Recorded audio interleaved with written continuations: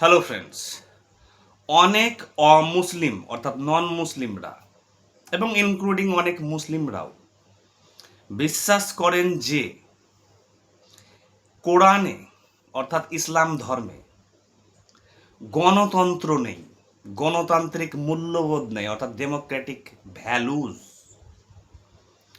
তারা আরও মনে করেন যে কোরআনে বা ইসলামে বহুত্ববাদ নেই অর্থাৎ প্লুরালিজম, অর্থাৎ জাতি ধর্ম বর্ণ নির্বিশেষে সবাই একসাথে কোএক্সিস্ট করতে পারবে, এরকম ব্যাপার নেই যেমনটা হিন্দু ধর্মে আছে বা অন্য কোনো ধর্মে আছে। আবার অনেকে মনে করেন যে কোরআনে মূলত ইসলামে ধর্মনিরপেক্ষ সেকুলারিজম ব্যাপারটি নেই। এই যে জিনিসটি বললাম, এই তিনটি জিনিস কিন্তু খুবই ভাইটাল। একটি হচ্ছে ডেমোক্রেসি, প্লুরালিটি, আর থার্ড হচ্ছে সেকুলারিজম। এই তিনটি জিনিসের ওপরেই কিন্তু বর্তমানে বিশ্বের সমস্ত সভ্যতা চলছে। কিন্তু ফর ইয়োর কাইন্ড ইনফরমেশন আমি জানিয়ে রাখি, আমি প্রায় 8 থেকে 10 বছর ইসলাম নিয়ে গবেষণা, অন্বেষণ এবং প্রচুর পড়াশোনা করেছি এক্সজস্টিভলি ইন ডিটেল। সেখান থেকে আমার পড়ার পর আমার যেটা মনে হয়েছে, আমি যা তথ্য, ইনফরমেশন, ডেটা, ফ্যাক্টস পেয়েছি, যে ইসলামে গণতন্ত্র আছে, ডেমোক্রেসি একাধিক আয়াতে, বহুত্ববাদ আছে একাধিক আয়াতে, সেকুলারিজম আছে একাধিক আয়াতে। যেমন ধরুন, ডেমোক্রেসির সবচেয়ে বড় একটা পার্ট বা প্লুরালিটি বা সেকুলারিজমের, যে একটি আয়াতে বলছে তোমার ধর্ম তুমি পালন করো, আমার ধর্ম আমরা পালন করি। তুমি যেহেতু আমাদের ধর্ম পালন করো না, সেহেতু আমি তোমাদের ধর্ম পালন করি না। এটা তো খুব ভালো আয়াত, কারণ অ্যাকচুয়ালি হিন্দুরা তো মুসলিমদের জিনিস পালন করবে না, ধর্মীয় রীতিতিথি। তেমনি মুসলিমরাও হিন্দুদের ধর্মীয় তিথি পালন করবে না, তেমনি ক্রিশ্চিয়ানিটি, বুদ্ধিজম, জৈনিজম। তারা নিজের নিজের ধর্মে সবাই আধ্যাত্মিক চর্চা করতে ভালোবাসেন, যেহেতু শৈশব থেকেই সেগুলো নিয়ে তাদের বড় হয়েছে, ভালো লাগার জিনিস। ওকে, বহুত্ববাদ কোথায় আসে? ইসলামের একটি সুন্দর আয়াতে আছে যে আমি বিভিন্ন জাতি, গোষ্ঠী, শ্রেণী, ভাষার লোক সৃষ্টি করলাম যাতে তারা একে অপরকে জানতে পারে। আমি মনে করলে, আল্লাহ বলছেন কোরআনে, আমি সবাইকে মুসলিম করে সৃষ্টি করতে পারতাম, কিন্তু আমি করিনি। কেন করেননি উনি? এটি ক্লিয়ার, যেহেতু এই মহাবিশ্ব বৈচিত্র্যময়, বিবিধের মাঝে মিলন, এটাই হচ্ছে ন্যাচারাল ডাইভার্সিটি। আর এই ন্যাচারাল ডাইভার্সিটিতে একটা ইউনিটি কাজ করছে বলে সমস্ত কিছু টিকে আছে। তেমনটাই হচ্ছে সভ্যতার কথা বলছে কোরআনে, সোসাইটির কথা, যে আমি নানান জাতি, ধর্মে, বর্ণে মানুষকে সৃষ্টি করলাম। কেন? যাতে তারা, so that they can know each other. Third point হচ্ছে যে বলা হচ্ছে যে সেকুলারিজম। সেকুলারিজমের আপনি দেখতে পাবেন যে সেখানে যে, যেমন বললাম যে আপনার ধর্ম আপনার থাক, আমার ধর্ম আমার, অর্থাৎ অপরের ধর্মের নিন্দা করো না। একটি আয়াতে বলছে পাছে তারা অজ্ঞতাবশত তোমার আল্লাহরও নিন্দা করতে পারে। খুবই সুন্দর জিনিস। অর্থাৎ অপরের দেবদেবী, গড, ঈশ্বর, ধর্মীয় রীতিতিথিকে নিন্দা করতে যেও না। নিন্দা করলে তারাও তো চটে যাবেন, অপমানিত হবেন, তখন তারাও অজ্ঞতাবশত তোমার ধর্মের সমালোচনা করবে, বাজে কথা বলবে। তাহলে এই যে ভ্যালুসগুলো দেখছেন, এবং আমি এখানে আরো অনেক অসংখ্য আয়াত আছে যেগুলো আমি বলতে পারি যে যেখানে মিউচুয়াল ডিসকাশনের কথা বলছে, মিউচুয়াল এগ্রিমেন্টের কথা বলছে, এবং সহ অবস্থানের সবচেয়ে বড় একটি হাদিস আছে, সেটি হচ্ছে যেটা সিরাতুল রাসূলুল্লাহ, একটি auto biography of the prophet হজরত মোহাম্মদের আছে, ইবেন ইসাকের লেখা। সেখানে কিন্তু সেটা আসলে প্রথম হাদিস কিন্তু সেটা, এবং প্রথম জীবনী হজরত মোহাম্মদের। সেখানে কিন্তু এটা আছে অর্থাৎ সব শেষে যখন মক্কা মদিনা জয় হয়ে যাওয়ার পরে সবশেষে একটা সংবিধান রচনা হচ্ছে। সেই সংবিধানে কিন্তু ইহুদি, খ্রিস্টান থেকে, নাসা থেকে, কুরেশ থেকে, অর্থাৎ আস্তিক, নাস্তিক, পৌত্তলিক থেকে শুরু করে মুসলিম থেকে সবাইকে একসাথে বাস করার জন্য সেখানে বলা হয়েছে। সেই সংবিধান আপনি ডাউনলোড করতে পারেন ইন্টারনেট থেকে, কনস্টিটিউশন, মদিনা কনস্টিটিউশন। সেখানে যারা অমুসলিম তাদের অধিকার, কর্তব্য, তাদের চাওয়া পাওয়া সমস্ত কিছু বিষয়ে কিন্তু সেখানে ভালো নিয়ম আছে, অর্থাৎ তাদেরকে প্রোটেকশনের কথা বলা হয়। এবং একাধিক আরও অসংখ্য হাদিস আছে, যেগুলো যদি আমি বলি, একটা তার মধ্যে বলি যে অমুসলিমরা যদি ইসলামিক দেশে ভোগে, অর্থাৎ অমুসলিমকে যদি কেউ ভোগায় কোনো অমুসলিম দেশে বিনা কারণে বা ধর্মীয় কারণে অযাচিতভাবে, অন্যায়ভাবে, তাহলে জানতে হবে সেটা হজরত মোহাম্মদ দ্য প্রফিট ইসলামকে ভোগানো হচ্ছে। এটার সমান করে গেছেন তিনি, যে নিষ্পাপের সঙ্গে কখনো খারাপ ব্যবহার করা যাবে না। যে সহজ সরল লোক আপনার ডিস্টার্ব করেনি, কোনো ক্ষতি করেনি আপনার ধর্মের ব্যাপারে বা আপনার সাথে কোনো ব্যাপারে, তার আপনি ক্ষতি করবেন কেন? এরকম অসংখ্য জিনিস আছে কোরআনে, যেখানে কোরআন একটা টোটালি হচ্ছে একটি ডেমোক্রেটিক, সেকুলার, প্লুরালিস্টিক একটা টেক্সট। কিন্তু অসংখ্য ইসলাম বিদ্বেষীরা আছেন, ইসলামের সমালোচকরা আছেন, নাস্তিকেরা আছেন, অমুসলিমরা আছেন, যারা কোরআন কোনো দিন পড়েননি। ইসলাম নিয়ে গবেষণা তো দূরেই থাক, তারা হোয়াটসঅ্যাপ, ইন্টারনেট, গুগল থেকে বিভিন্ন রাজনৈতিক নেতা নেত্রীদের, যারা ইসলাম বিদ্বেষী রাজনৈতিক নেতা নেত্রী আছে, তাদের ইনফরমেশন থেকে তাদের আইডিয়া বা আন্ডারস্ট্যান্ডিং অ্যাবাউট ইসলাম, তাই তারা আজে বাজে কমেন্ট করেন। কিন্তু ইসলামে এগুলো আছে। প্রশ্ন হচ্ছে, এবার আসি মূল পয়েন্টে, সেটি হচ্ছে এত ডেমোক্রেটিক ভ্যালু থাকা সত্ত্বেও, এত সেকুলার প্লুরালিস্ট জিনিস থাকা সত্ত্বেও, মুসলিম অধ্যুষিত যে 56টি দেশ আছে, তারা কেন গণতান্ত্রিক নয়, বহুত্ববাদী নয়? যেমন সৌদি আরব, ইরান বা পাকিস্তান বা আরও যারা আছে, তারা বহুত্ববাদী, গণতান্ত্রিক বা ধর্মনিরপেক্ষ কেন নয়?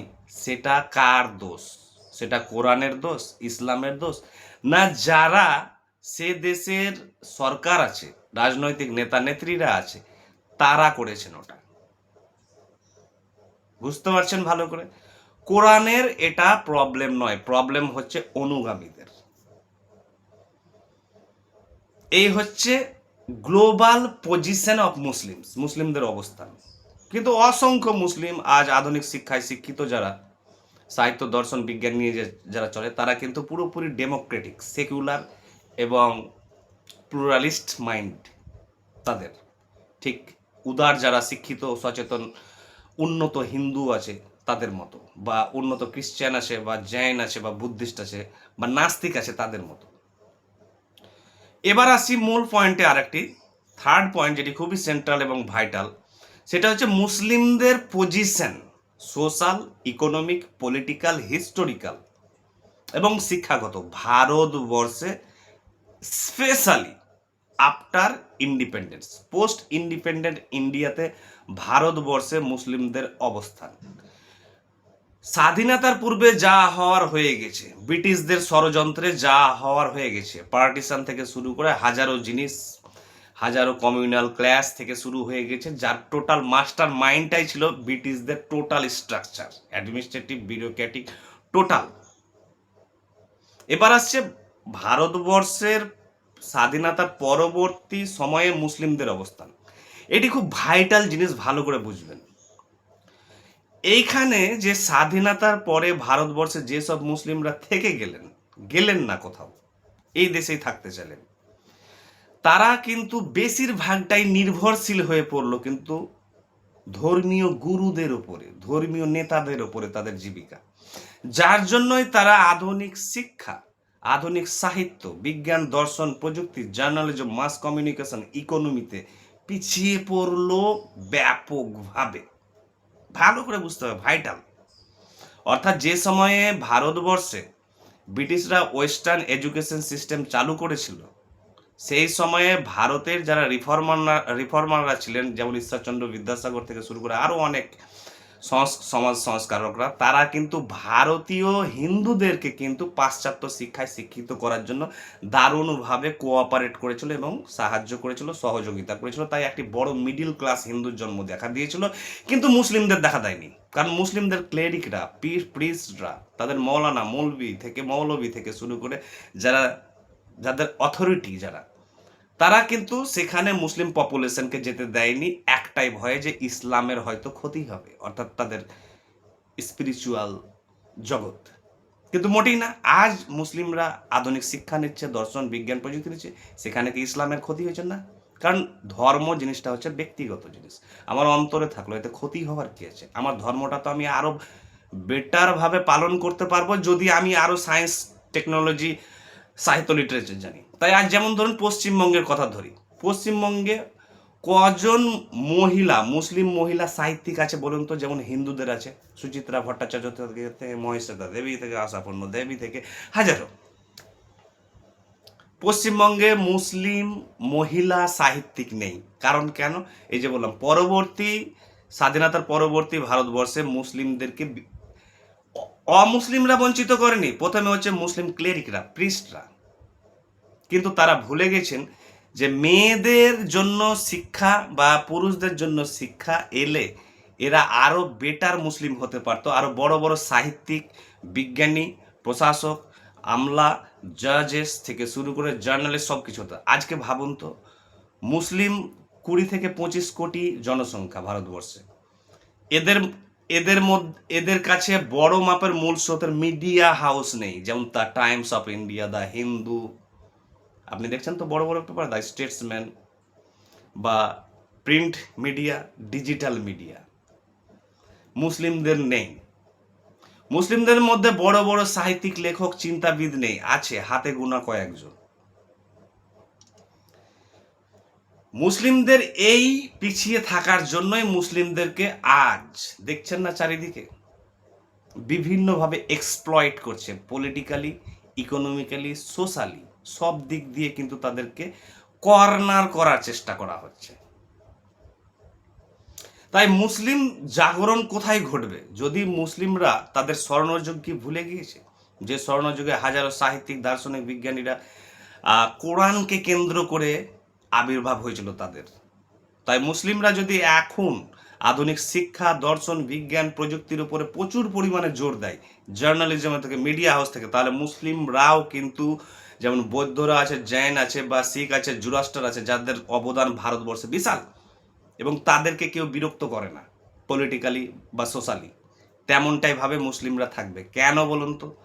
যে জাতি বা লিঙ্গ বা ধর্মের বা শ্রেণীর লোকেরা দুর্বল হবে কোন দিক দিয়ে? শারীরিক না, অর্থনীতির দিক দিয়ে, শিক্ষার দিক দিয়ে, বিজ্ঞান, প্রযুক্তি, সাহিত্য, দর্শনের দিক দিয়ে, তাকে কিন্তু মানুষ ভোগাবে, ডোমিনেট করবে। অর্থাৎ প্রত্যেক মেজরিটির দেশে, মেজরিটি যেখানে ডোমিনেটেড দেশ আছে, সেটা যে জাতি ধর্ম হোক, সেখানে মাইনরিটি ভুগবে। কিন্তু মাইনরিটি যদি পাওয়ারফুল হয় শিক্ষা দীক্ষা দিক দিয়ে, যেমন ইসরায়েলে দেখছেন যে খুব কম 1 কোটি হয়তো ইহুদি আছে, কিন্তু গোটা বিশ্বে ওরা রাজত্ব করছে সায়েন্স, টেকনোলজি, ফিলোসফি, লিটারেচার দিক দিয়ে। তেমন জুরাস্টাররা অর্থাৎ পার্সিরা, এই যে রতন টাটা দেখছেন। যদি মুসলিমরা অর্থনীতি থেকে শুরু করে শিক্ষা দীক্ষা, সাহিত্য দিক দিয়ে যায়, তাহলে তো তারা বেটার বুঝতে পারবে যে কোনটা তাদের সঙ্গে অন্যায় করা হচ্ছে। ভালো ভালো করে বলুন তো, যে বর্তমান মুসলিমরা যারা আছেন তাদের মধ্যে বেটার মডার্ন কোনো পলিটিক্যাল লিডার্সই নেই। অর্থাৎ এই মুসলিমকে পরিচালিত করার জন্য সঠিক পথে ভালো নেতা নেত্রী নেই, যেখানে হিন্দুদের অজস্র আছে, অসংখ্য আছে। তাই মুসলিমরা ছোটোখাটো জিনিসের জোর বেশি দিয়ে দিয়েছে, ছোট ছোট জিনিসের ধর্মীয় ডিটেলসে। কিন্তু মুসলিমরা যদি ইসলামিক স্বর্ণযুগকে মনে করে, যে যেখানে আল খুয়ারিজমি থেকে হাজারো লোক এসছে, তাদেরকে যদি ফলো করে, তো তারা একটা বেটার ফিউচার পাবে ভবিষ্যতে, এবং তাদেরকে কেউ পলিটিক্যালি বা ইকোনমিক্যালি বা সোশ্যালি মার্জিনালাইজ করতে পারবে না। তা না হলে যে জাতি, যেমন ধরুন শূদ্ররা বা দলিতরা, এইসব শিক্ষা দীক্ষা, অর্থনীতি দিয়ে পিছিয়ে আছে বলেই তো তাদেরকে এক্সপ্লয়েট করছে, শোষণ করছে। নারীদেরকেও শোষণ করছে। কেন? পুরুষতান্ত্রিক সমাজ, কারণ তাদের কাছে ইকোনমিক পাওয়ার নেই, অর্থনৈতিক ক্ষমতায় মেন। অর্থ নেই মানে আপনার কাছে কিছুই নেই। নারীদের কাছে অর্থনীতি নেই, অর্থনৈতিক ক্ষমতা নেই, উপার্জন নেই, তাদের চাকরি নেই, বলেই তো পুরুষরা তাদেরকে কন্ট্রোল করছে। তেমনটাই হচ্ছে মুসলিমদের। তাই এই 3টি পয়েন্ট আমি যেটি করলাম খুবই ভাইটাল, এবং ভেবে দেখবেন। সেটি হচ্ছে যে কোরআনে ইসলামের বহুত্ববাদ, গণতন্ত্র, সেকুলারিজম সব আছে, ফলো করতে হবে, প্র্যাকটিস করতে হবে। দ্বিতীয়, গ্লোবাল পজিশন অফ মুসলিমস, যারা করেনি। থার্ড হচ্ছে মুসলিমদের পজিশন ভারতবর্ষে সোশ্যাল, পলিটিক্যাল, ইকোনমিক, রিলিজিয়াস জগতে। এই তিনটিকে যদি আমরা খুব গভীরভাবে স্টাডি করি, পরিসংখ্যান করি, আত্মসমীক্ষা করি, মনন করি এবং ধ্যান করি, তাহলে আমরা বৃহৎ কিছু এখান থেকে সমাধান বের করতে পারবো, যাতে ভারতবর্ষ হিন্দু, মুসলিম, খ্রিস্টান, বৌদ্ধিস্ট সবাই সব দিক দিয়ে উন্নত হয় এবং একটি পাওয়ারফুল ইউনিটি তৈরি হয়, যাতে আমরা চায়না আমেরিকার সাথে সবাই মিলে লড়ব। সব দিক দিয়ে যদি আমরা অবদান করি, কোনো জাতি বা সম্প্রদায় যদি পিছিয়ে পড়ে ভারতবর্ষে অর্থনৈতিক দিক দিয়ে বা ইকোনমিক্স বা যে কোনো দিক দিয়ে, তাহলে ভারতবর্ষেরই ক্ষতি। কারণ আমাদের কম্পিটিশনটা কিন্তু গ্লোবাল পাওয়ারের সাথে, ডেভেলপ কান্ট্রিগুলো, আমেরিকা এবং চায়নাদের সাথে। তাই আমাদেরকে ইউনিটি তৈরি করতে হবে। আর এই ইউনিটি একবার যদি তৈরি করতে পারি সমস্ত ফিল্ড দিয়ে, তাহলে ভারতবর্ষ বিশাল ডেভেলপ কান্ট্রি হবে সব দিক দিয়ে। Thank you.